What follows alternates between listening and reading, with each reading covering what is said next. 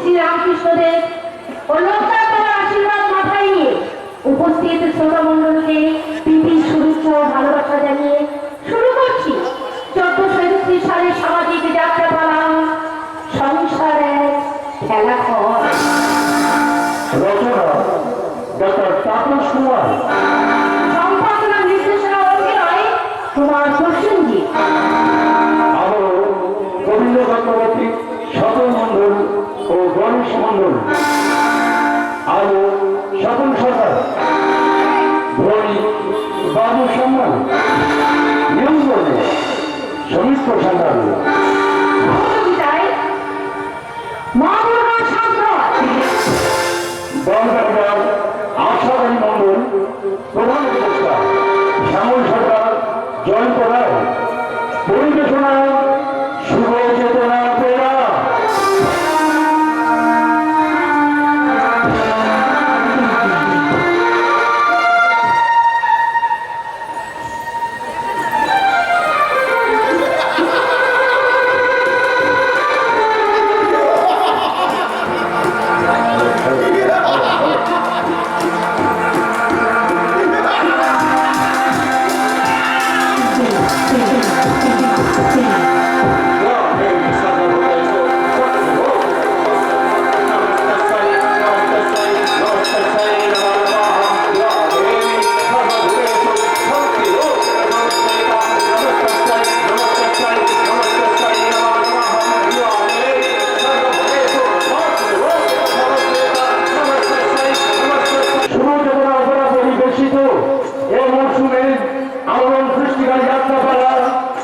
কি আশার গাড়ি খারাপ হয়, বেদনার বাঞ্চল লাঞ্ছিতা বধূ মঞ্চ নাই, সংসারের খেলাঘর।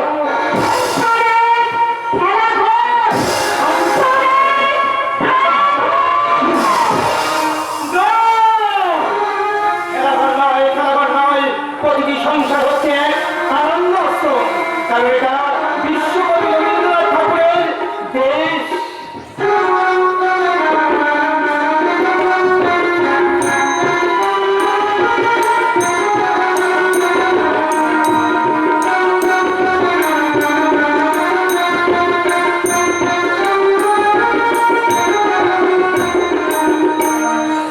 এটা বিদ্রোহী কবি কাজী নজরুল ইসলামের দেশ।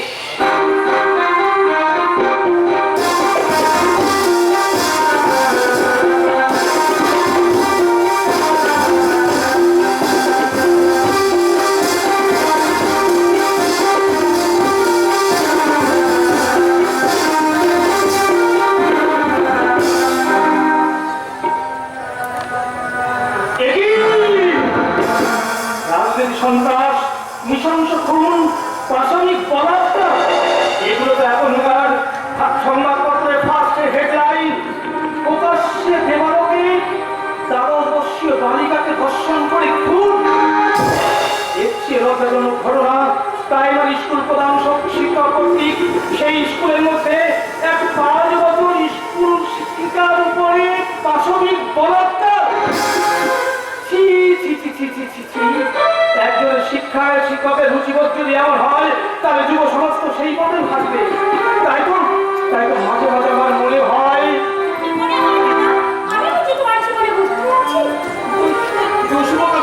তুই আমার জীবনে বোঝাবি কেন? তুই আসিস বলেই তো আমার জীবনের বোঝাটা অনেকটা কমে গেছে। তাই বুঝি এই রাত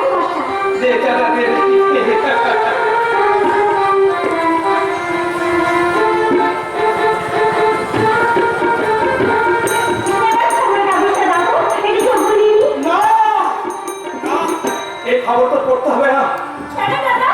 ওরে যে খবরগুলো পড়লে সাত সকালেই মনটা বিষাদে ভরে যায়, সেই খবরগুলো পড়ে রাত্রি বল।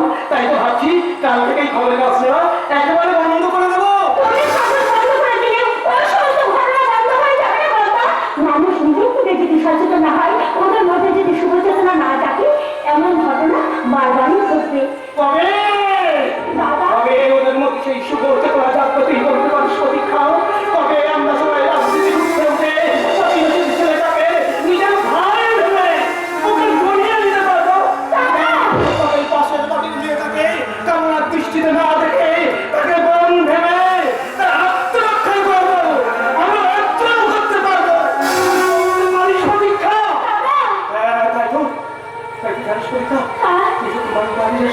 তখন আমার ভীষণ ভয় লাগে।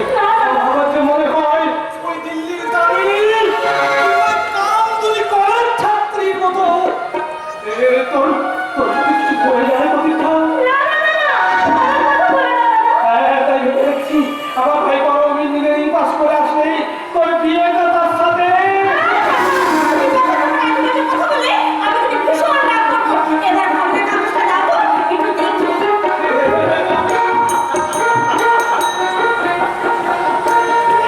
বিয়ের কথা শুনে হতভাগী মুখটা একেবারে লাল লাল করে দিয়েছে। অথচ এই হতভাগী আমার ভাই পরমের তুমি একেবারে পাগল। ওরা জানে না যে ওটা ডুবে ডুবে জল খাওয়াটা অনেক দিন আগে থেকেই জেনে গেছি। তাই তো পরম বাড়ি আসলে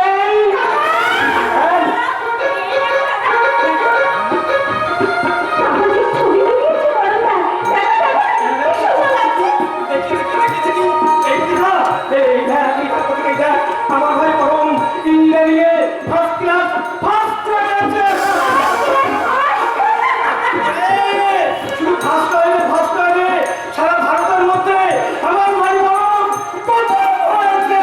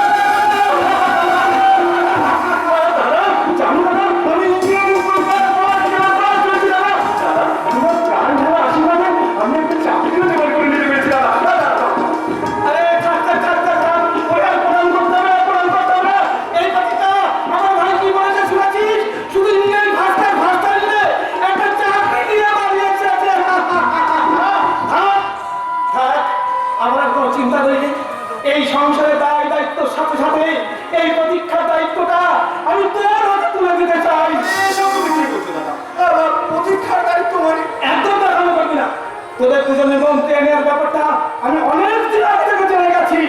তাই সামনে মাসে একটা ভালো দিন দেখে তোদের দুজনের বিয়েটা আমি সময় তো চাকরিটা পেয়েছি, আমাকে তো একটা বছর মতো সময় দাও।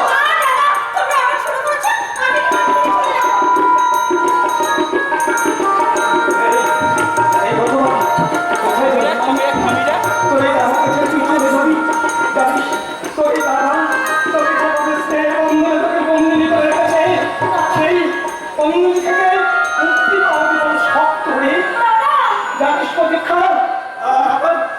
আমার দুই ভাই বোন পরম আর সরভা, এই দুই ভাই বোনকে আমার দেহের মধ্যে সুন্দরভাবে দুপাশে সাজিয়ে রেখেছিলাম রে।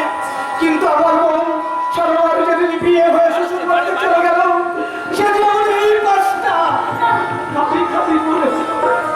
কিন্তু তোকে পাওয়ার পর আমার এই খালি পাশটা আমার যে সুন্দরভাবে সাজিয়ে নিয়েছি। দাদা স্বর্ণ কেমন আছে দাদা? ভালো নেই, ভালো নেই যে কখন আমাদের বোন সরভা ভালো নেই। তার ওই বাড়িতে সবাইকে মানিয়ে নেওয়ার চেষ্টা করলেও ওই বাড়িতে সবাই ওকে ভাবে একটা বঞ্চিত প্রাণী। আর পবিত্র পবিত্র সরভা ভালোবাসি নেই। এই তো সেদিন আমার সরভা চিঠি দিয়ে আমাকে জানিয়েছে পবিত্র ব্যবসা হচ্ছে বলে সরভাকে চাপ দিচ্ছে আমার কাছ থেকে টাকা নিয়ে যাওয়ার জন্য। এইসব নিয়ে তুমি কিছু ভেবে না বাবা। আমি কালই সরোবর পবিত্রের সাথে দেখা করবো। বলে না, প্রয়োজন হলে আমি সামনের মাসে কিছু টাকার ব্যবস্থা করে দেবো। হ্যাঁ, বোনের বাড়ি তুই যাস, তুই যা, বোনের বাড়িতে ঘুরে আয়। কিন্তু বোনের বাড়িতে ফিরে আসার সময় বিয়ের আগান্য মন্ত্রটা করতে ভুল করিস না যেন ভাই। আমার তোমার সেই একই কথা। না, আজ আমি তোর কোনো কথা শুনবো না, কারণ তুই অনেক দূর থেকে এসছিস। যা, ঘরে গিয়ে একটু বিশ্রাম কর। আমি ততক্ষণ বাজার এই কবিতা তুই গিয়ে রান্নাঘরে রাত্রে গুছিয়ে নে, কারণ আমার ভাই পরম আর চাঁদা খেতে পছন্দ করে, নিজের হাতে রান্না করে। আমার ভাইকে তুই নিজে বসে দেখে খাওয়াবি। আমি ততক্ষণে বাহ, এই যে অধিকার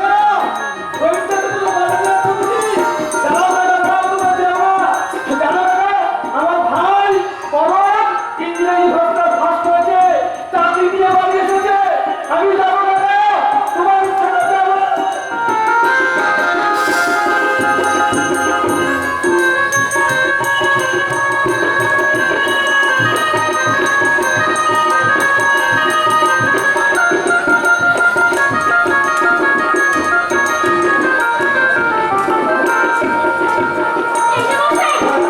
আপনি কি কি খেতে ভালোবাসেন একটু বলবেন?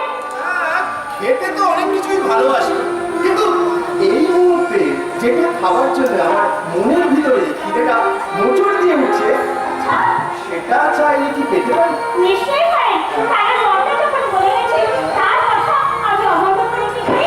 বলুন, এই মুহূর্তে আপনি কি খাবেন? হ্যাঁ, আমি কি খেতে ভালোবাসি, কি খেতে একটা স্বামী।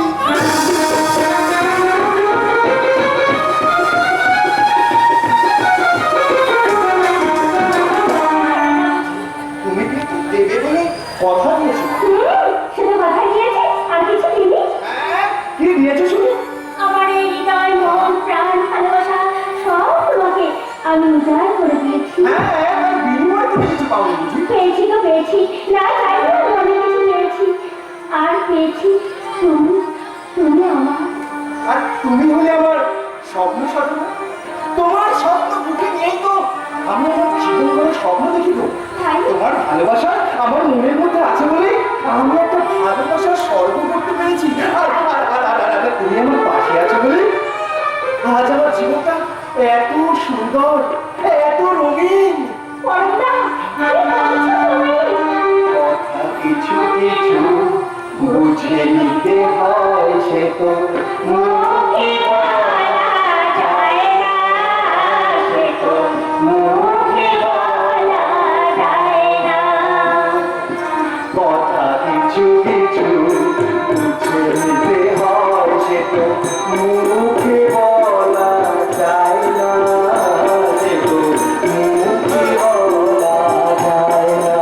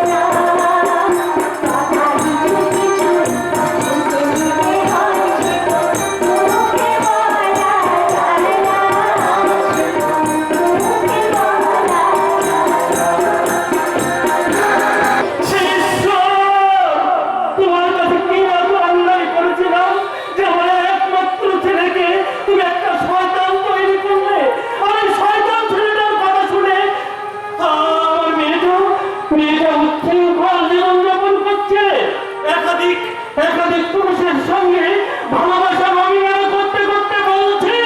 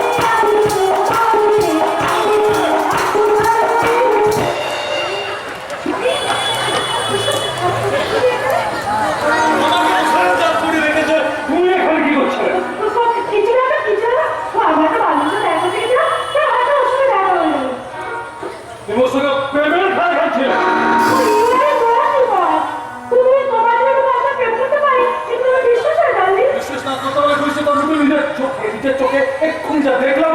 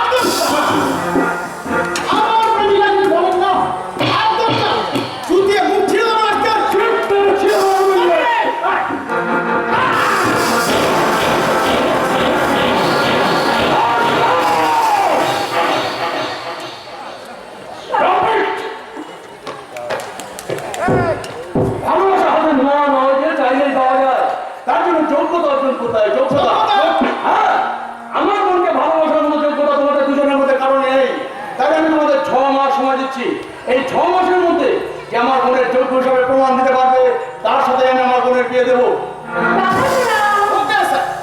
এই 6 মাসের মধ্যে প্রমাণ করে দেবো আমি আপনার বোনের ভালোবাসা পাওয়ার একমাত্র যোগ্য, অন্য আর কেউ না।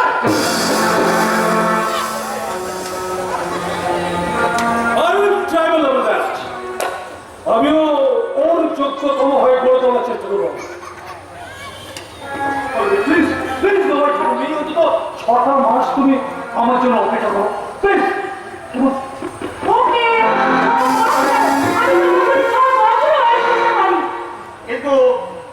কিন্তু আমি আর 6টা দিন অপেক্ষা করতে চাই না। ভালোবাসার বিয়ে করা এক জিনিস নয়। কথা বলে যার সাথে প্রেম করতে হয় তার সাথে বিয়ে করতে নেই, আর যার সাথে বিয়ে করতে হয়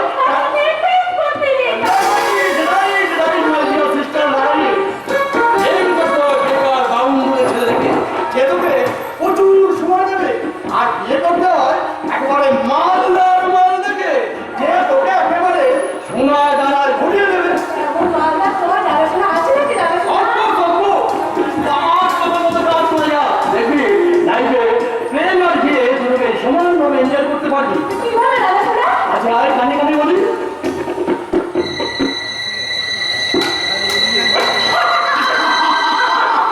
না না না পবিত্র পল্লবীকে এভাবে অধঃপতনের দিকে ঠেলে দিতে পারে না। এনজয়ের নামে একাধিক পুরুষের সঙ্গে নিজেকে বিলিয়ে নেওয়া মহাপাপ, আর আমি বেঁচে থাকতে সেই পাপ কিছুতেই হতে দেবো না। ছবল না মারতে পারলেও খোঁজ আমাদের করতেই হবে। তাহলে এই সংসারটা জাহান নামের অতল তলে তলিয়ে যাবে। সংসারের মান সম্মান বলে কিছু থাকবে না। তাই তো আজ থেকে আমি সবকিছুর প্রতিবাদ করবো। ওদের অসম্মানের আগ্রহ করে ছাই হয়ে যাবে বাবা। তাই বলছি কি, ওদের কথা না ভেবে নিজের আত্মাকে কষ্ট না দিয়ে আপনি বরং আপনার কথা ভাবুন। আর আমার কথা হ্যাঁ, আপনি নিজের কথা ভাবুন। এই নিন বাবা।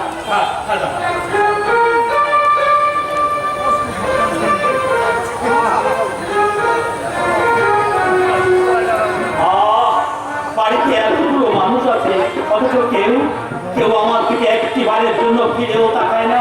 আর তুমি একটা পরের বাড়ির মেয়ে হয়ে হাজার কাজের মাঝে আমার সেবা করে চলেছ। একটা দিনের জন্য তোমার নিয়ম করে ওষুধ খাওয়াতে ভুল হয় না মা? পরের বাড়ি মেয়ে কেন বলছো বাবা? আমি তো আপনার নিজের মেয়ে। ছোটবেলায় বাবাকে হারিয়ে দাদার কাছে মানুষ করেছি। বাবা স্নেহ তেমন করে পাইনি বলে মনে কোথাও বড় খালি করেছে। কিন্তু এখানে এসে আপনাকে পেয়ে আমার সেই খালি জায়গাটা একেবারে পড়ে গেছে বাবা, একেবারেই পড়ে গেছে। আর আমার একটাই মাত্র মেয়ে, যার সঙ্গে আমার রক্তের নিবিড় সম্পর্ক, সে আমার কথায় কথায় গুরু ভাম বলে মৃত্যু কামনা করে। আর তুমি, যার সঙ্গে আমার রক্তের কোনো সম্পর্ক নেই, অথচ দিন রাত আমার সেবা যত্ন করে বাঁচিয়ে রাখার জন্য প্রাণ চেষ্টা করে চলেছ। তাই তো আমার মতো হতভাগ্য পিতার কাছে ওই মেয়ে নয়, আমার লক্ষ্মী বৌমার কত অনেকে বেশি মা। এই কথা বলতে নেই। আমার গলাটা তো শুকিয়ে গেছে, একটু চা করে খাওয়াবে না? না বাবা, ডাক্তারবাবু আপনাকে বেশি চা খেতে বারণ করেছে। আমি বরং আপনার জন্য এক গ্লাস গরম দুধ করে দিই। না না বৌমা না, এবারে দুধ শুধু তোমার শাশুড়ি মার জন্য কেনা হয়। সেই দুধ থেকে তুমি সেদিন আমার এক গ্লাস দুধ দিয়েছিলে বলে সেদিন সারাটা বেলা তোমার শাশুড়ি মা তোমার কিছু খেতে দেয়নি। মনে আছে সেদিনের কথা? তুমি সারাদিন উপোস করে কাটিয়েছিলে। তাতে কি হয়েছে বাবা? অমন এক করে উপোস করে থাকলে আমি দুর্বল হয়ে পড়বো না, কিন্তু এক গ্লাস গরম দুধ খেলে একটু হলেও আপনার শরীরে বল তো পারবে বাবা। হায় রে বাংলার হতভাগ্য বদর দল, তোমরা সংসারের মঙ্গল কামনায় নিজেকে ধূপের মতো পুড়তে নিঃশেষ করে দেবে। বিনিময়ে তোমরা কিছু পাবে না মা। কিন্তু আমি তোমাকে দেবো না, আমি তোমাকে দেবো। কি দেবে? দাঁড়াও মা, দাঁড়াও, তোমার শাশুড়ি মা আছে কিনা আগে দেখি।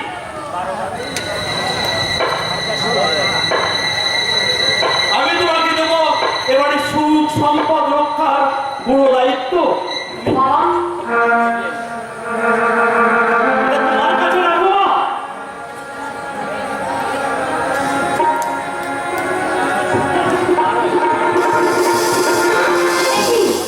আপনি কি করেছেন বাবা?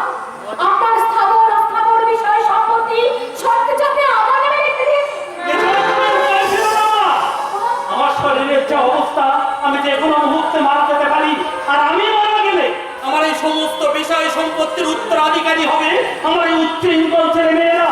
পবিত্র যে অধঃপতন কখন যে সম্পত্তি বিক্রি করে ফেলবে, তাই সম্পত্তিটা তোমার নামে থাকলে সেই সম্পত্তি রক্ষা পাবে মা। কিন্তু বাবা, ওরা যদি এই কথা জানতে পারে তাহলে যে শুধু আমার উপরে নির্যাতন করবে তা নয়, আপনার উপরে যে শুরু হবে মানসিক অত্যাচার। কিন্তু সেই অমানসিক অত্যাচার তুমি কেমন করে সহ্য করবে মা? তুমি যে নারী, মাতৃরূপিণী আত্মা শক্তি মহামায়া, তুমি কি পারো না মা ওই অসুরটাকে উচিত শিক্ষা দিতে?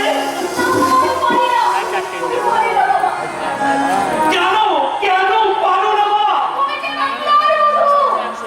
সবে আমার চাই হোক যেমনই হোক না কেন, সে আমারই হোক আর পরকালের দেবতা। তাই তো স্ত্রী হয়ে আমি আমার শ্রদ্ধায় ভক্তি পুষ্পাঞ্জলি দিয়ে আমি সেই দেবতার আরাধনা করব।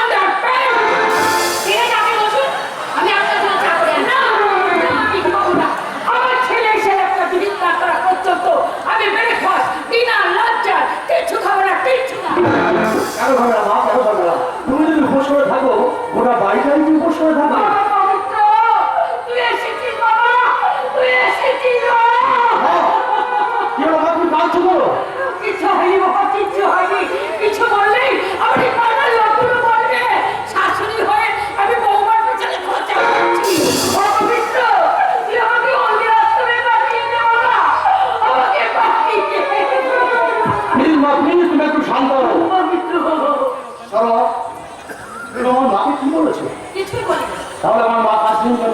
মানে কাজের না নাটক করছে। ওকে মারলে মায়ের কথা তোমার কাছে বের পাবো আমি জানি, কিন্তু আমার কথা কি কোনো মূল্য নেই তোমার? না নেই, তোমার কথার কোনো মূল্য আমার কাছে নেই। আমার কাছে আমার মায়ের কথাই হলো শেষ কথা। বলো মা, বলো তোমার কি হয়েছে বলো। কি আর করবো বাবা, কি আর করবো? ওই সকাল সকাল ব্যক্তি লাঠি না, আমার আবার লাঠি মানে পায়খানা হয় না। তাই বৌমাকে কতবার রিকোয়েস্ট করে বললাম, বৌমা খুব করে আমাকে একটা ব্যক্তি করে দাও তো না। আর বৌমা তুমি আমাকে নেগলেক্ট করে তোর বাবাকে তিনবার ব্যক্তি করে খাওয়ালো।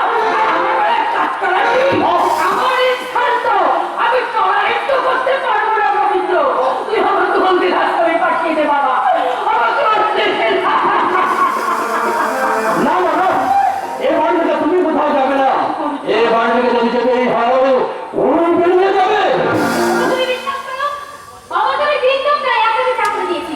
আর মায়ের চাও আমি যত সময় নিয়ে গিয়েছিলাম, কিন্তু মায়ের ঘরে দরজার ভেতর থেকে বন্ধ থাকায় আমি চাটা মাকে দিতে পারিনি। তাই বুঝি? আচ্ছা ঠিক আছে, আমি এর জন্য মায়ের কাছে ক্ষমা চেয়ে নিচ্ছি। মা মা এবারে বুঝে রাখো, সভাপতি আমি তখন থেকে মুখে পিক পিক কর, আর এখন পায়ের তলায় বসে ঠাট্টা মাটাটা কর। তখন তোকে নিয়ে আমি চিরকুলে মতো স্টপ করে নিচ্ছি। স্টপ কর। এবারের মতো বেড়ে হয়ে যাও, কারণ আমার বিজনেস এখন লসে রান করছে। কিছু টাকার প্রয়োজন, পুরো বাপের কাছে টাকা চাইলে তো পাওয়া যাবে না। তাই আমি শর্মার নাম করে ওর দাদাদের কাছে একটা চিঠি লিখে পাঠিয়ে দিয়েছি কিছু টাকার জন্য। তুমি বিশ্বাস করো, দাদার কোনো অবস্থাতে নেই টাকা দেওয়ার মতো। ছোটকে ইঞ্জিনিয়ারিং পড়াতে গিয়ে দাদা যে সর্বশান্ত হয়ে গেছে। সেই ঋণ তোমার ছোটদাই শোধ করবে, কারণ তোমার ছোটদা এখন একটা মোটা মাইনের চাকরি করে। বৌমা, বৌমা, তোমার দাদাকে বলেই না হয় ওই টাকার অ্যারেঞ্জমেন্টটা করতে বলো না। আমি পারবো না। আপনার ছেলের বিজনেসের ব্যাপারে আমি অনেকবার আমার গাড়ি ময়দা করে দিয়েছি। আজও পর্যন্ত সেগুলো একটু আমি ফিরে পাই না। টাকার অ্যারেঞ্জমেন্ট যখন তুমি করতে পারবে না, তখন না হয় তোমার পরে ওই হাতটা। না, নেবে না, নেবে না। এটা আমার বিয়ের শেষ দিনই খবর। এটা তো আপনারা কেড়ে নেবেন না। চলে যাবো। আমার ছেলের মনে টাকার চিন্তায় ঘুম নেই। আর তুই হারাম জাতি, গায়ে গয়না পরে রাজরানী সেজে স্টাইল দেখাবি, স্টাইল। ওই হারাম জাতি, দেখ তো, বলে দেখ,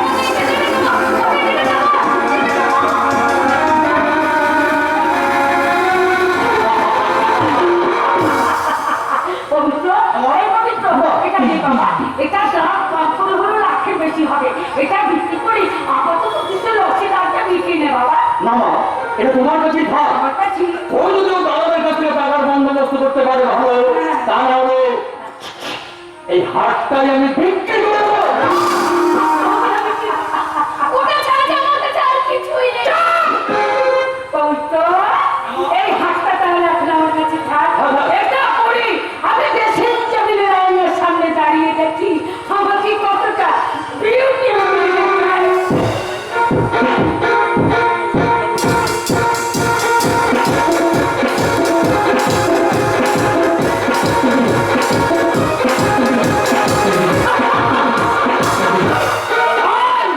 আন্ডার প্যান্ট। ছি ছি ছি ছি ছি ছি ছি। তুমি না পুরুষ মানুষ, তোমার লজ্জা করে না? স্ত্রীর গায়ে গয়না বিক্রি করে ফুর্তি করতে? আজ তোমাকে বলতে হবে, কোথায় তোমার কি বিজনেস, কেন তোমার বিজনেস এত লস হয়? বলো কেন, কেন? তুই আমার বিয়ে করা বউ হলে আমি তোকে বানাতে চাই টাকা জোগানোর মেশিন। যতদিন সুস্থ হয়ে আমার কাছে টাকা জুগিয়ে যাবি, ততদিন এই সংসারে তুই সুস্থভাবেই বাঁচবি। আর তারপরে কোনদিন হয়তো লাঠি দিয়ে বাজারে নামিয়ে দেবো।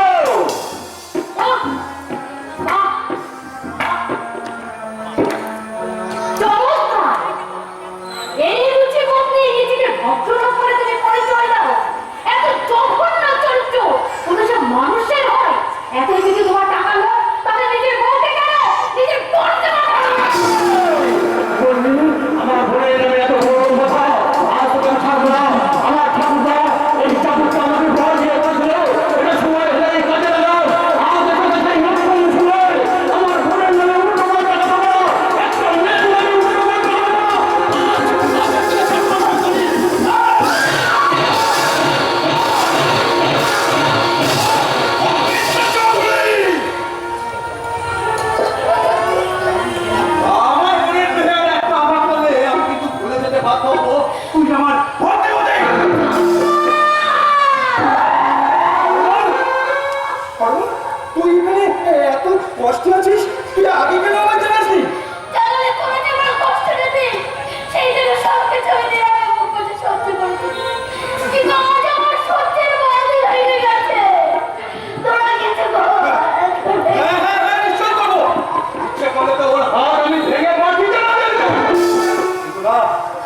আইনের মাধ্যমে সাজা দেবো।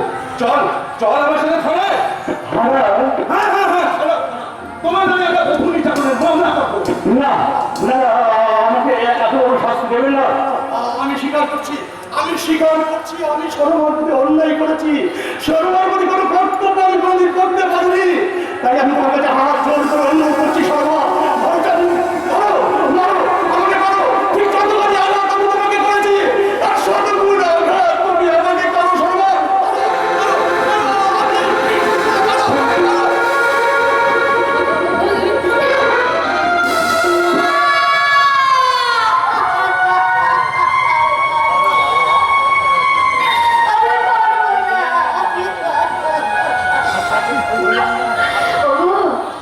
আমি যে তোমার স্ত্রী, তোমার পায়ের তলায় বসে তোমার পদসেবা করাই বদল, তোমাকে শ্বশুর করে তোমার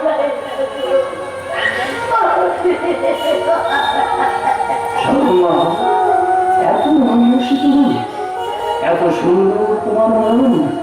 বাহ বাড়ি ভাগ্য, সীতার মতো সহধর্মিনী পেয়েও আমি রামের মতো স্বামী হতে পারলাম না। শুধু শুধু রাবণের থেকে গেলাম।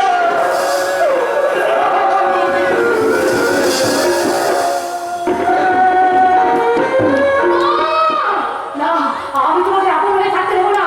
আমি তোমাকে রামচন্দ্রে ফিরিয়ে নিয়ে আসবো। আজ আমি যে তোমার চোখে পরিবর্তনের অস্ত্র দেখেছি, তাতে আমার মনটা ভরে গেছে। আমাদের সঙ্গে সরোবর তোর কথা আমি পরে শুনবো, তুই আগে ভেতরে আয়। আজ আমার যে সব থেকে বড় আনন্দের দিন। এই আনন্দটা আমরা সবাই মিলে ভাগ করে নেবো রে চিন্তা। এই আনন্দটা আমরা সবাই মিলে ভাগ করে নেবো।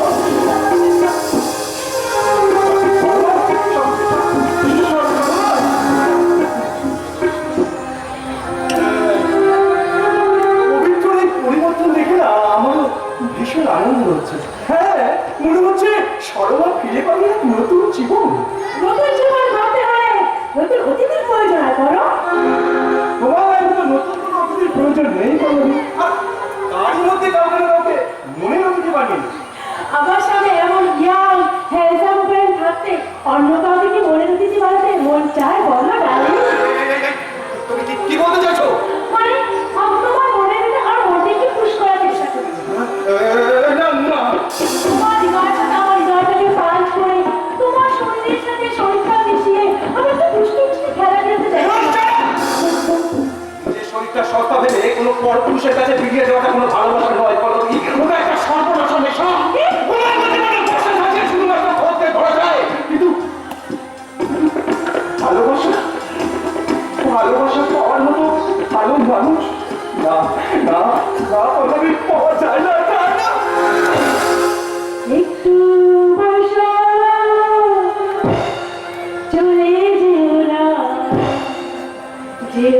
চলে, চলে যেও না, চলে গেলে এই বন্ধুরা ফিরে পাবে না।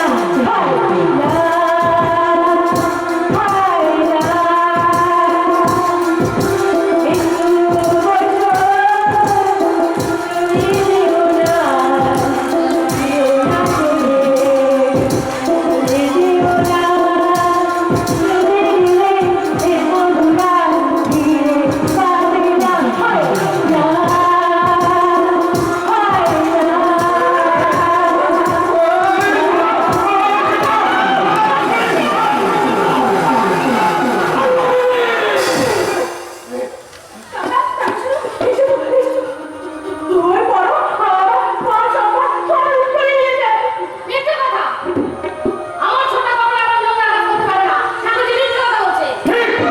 ঠিক তোমার মতো আমি একটা মিথ্যাবাদী ভাবতাম। যদি না আমি নিজের চোখে দেখতাম তো সেটা একটা মিথ্যে নাটক। যে নাটকে তোমার ওই আদমের বোন আমার নিষ্কলঙ্ক চরিত্রে কলঙ্কের কালি ছিটে দিয়েছে। কলঙ্কের কালি তো তুমি আমার বোনের গায়ে ছিটে দিয়েছ। আরে সাদা তোমাকে দিতেই হবে। চল বলো চল থানায় চল।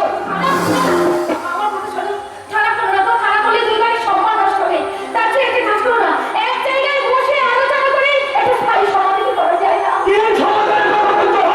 কি সমাধানের কথা বলছো? আজকের এই ঘটনা যদি সবাই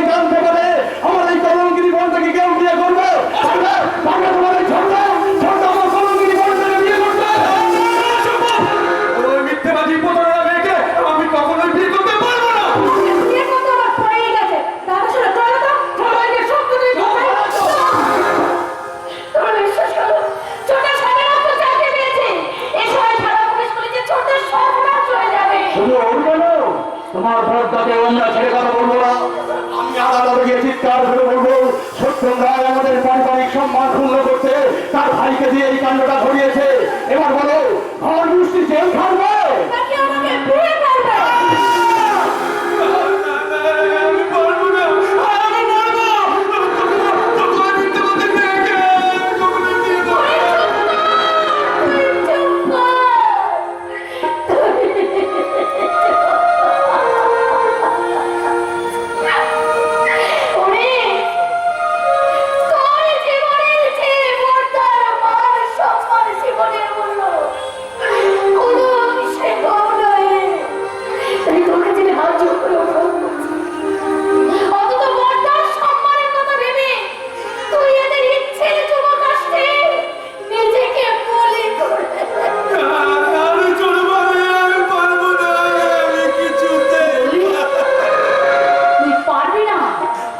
তুই যদি না পারিস তাহলে তুই আমার মরা মুখ দেখবি।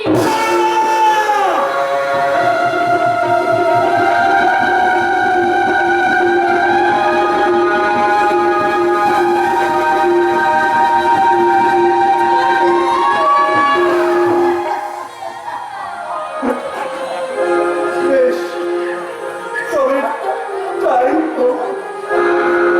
তোদের মান সম্মান বাঁচাতে আজ আমি আমার মান সম্মান আমার ভালোবাসার স্বর্গটাকে দুলিশ্বাস করে আমি কান্নার নরকে আশ্রয় দিলাম। কান্নার নরকে আশ্রয় জীবন অঙ্কটাকে জানি না মেলাতে কি পেলাম আমি কি পেলাম শূন্য দিয়ে ভরে গেলাম শূন্য দিয়ে ভরে গেলাম জীবন অঙ্কটাকে জানি না মেলাতে গিয়ে কি পেলাম আমি শূন্য দিয়ে ভরে গেলাম শূন্য দিয়ে ভরে গেলাম অঙ্কটাকে জানি না মেলাতে গিয়ে কি পেলাম আমি কি পেলাম অঙ্কটাকে জানি না মেলাতে গিয়ে কি পেলাম আমি কি পেলাম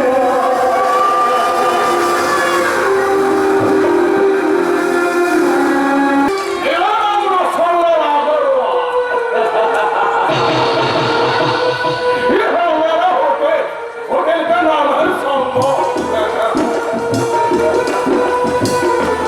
इस होटल में दोनों मुझे बोलने की सब कुछ होता है क्योंकि बहुत वाला कस्टमर हमारे होटल में आते और पूरा ठीक ऐसा ब्यूटी क्वीन ने नाचा और गाना भी सुनते हैं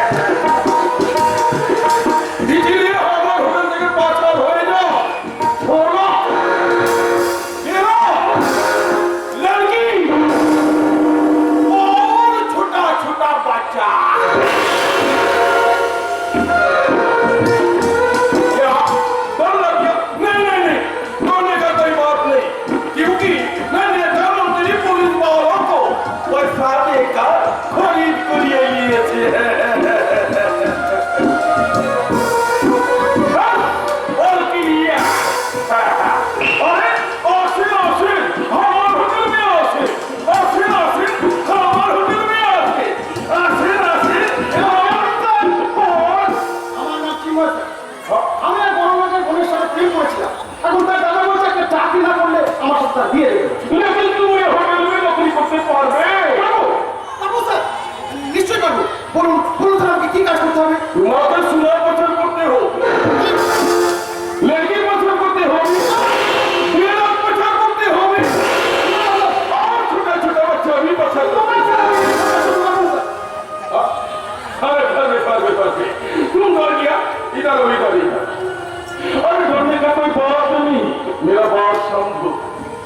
রুস্তমকে নিয়ে হরমোনি 10,000 রুপিয়া হবে।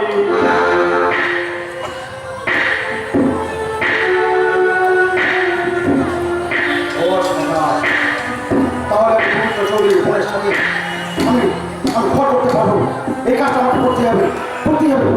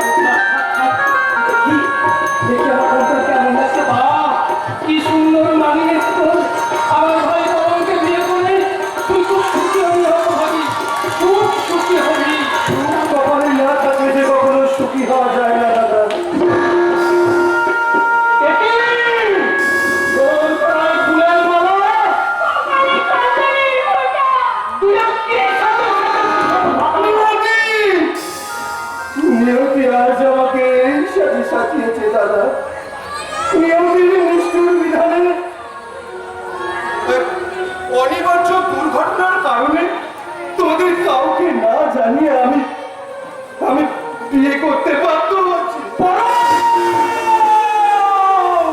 আর আমি পরমের স্ত্রী পল্লবী।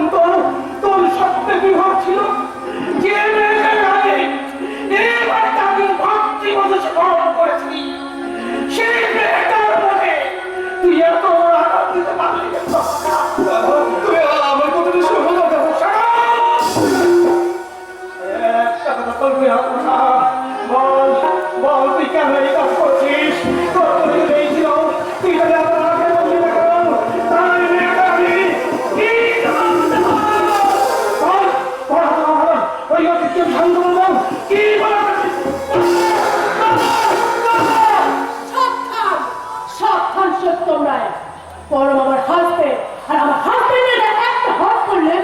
হত মৃত্যুর মুছে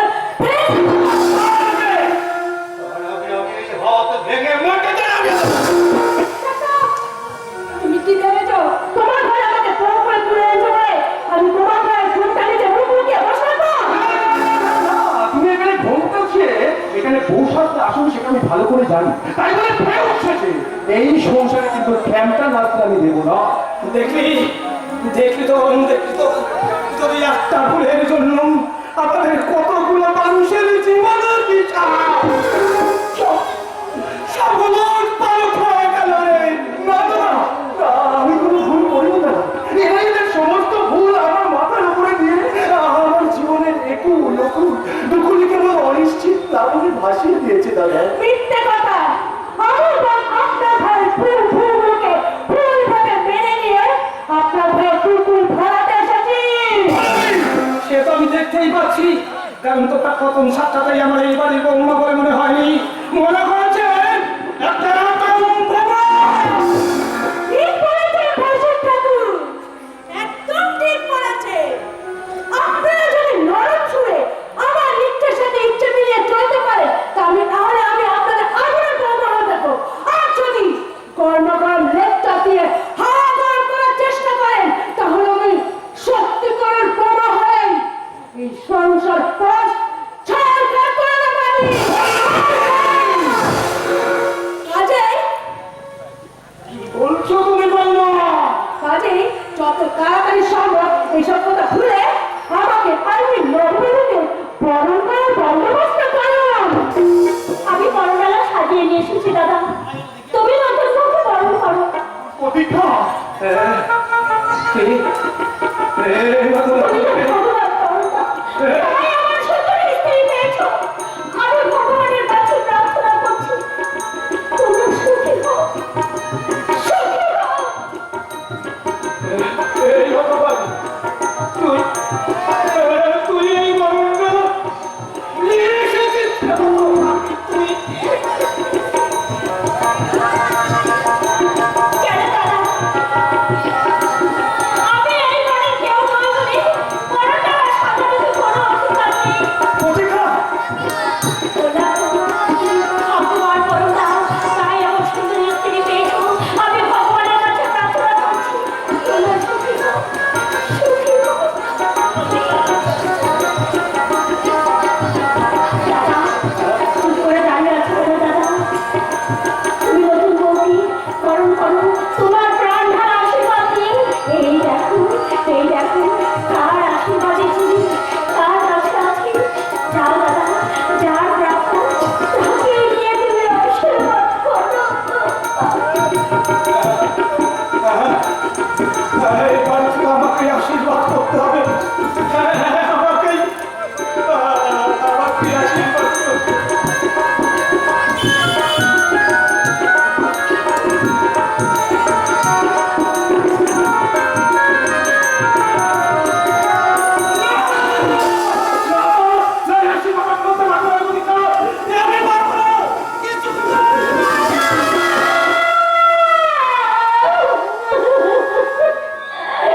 দাদা চলে গেল, তাহলে নতুন বউকে বরণ করবে কি? এই মেয়েটা তখন থেকে নেগম করে যাচ্ছ, তুমি এবারে কে শুনি? আমি আমি আমি এবারে চাকরানি গো। আমার জন্য তুমি চাকরানি হলেও আমি তো তোমার দিদি বলবো। এই শুধু তোমার যদি আপত্তি না থাকে আমি তোমাকে বরণ করবো। বেশ, ভরিতা না করে চা করো, তাড়াতাড়ি করো, আমার পা ব্যথা হয়ে যাচ্ছে। কেন চাকরানি তোমার মাকে বরণ করে? আশা করি তোমার বয়স কম নষ্ট হবে না। এই শুভ ঠাকুরের দেওয়া আশীর্বাদ এসো।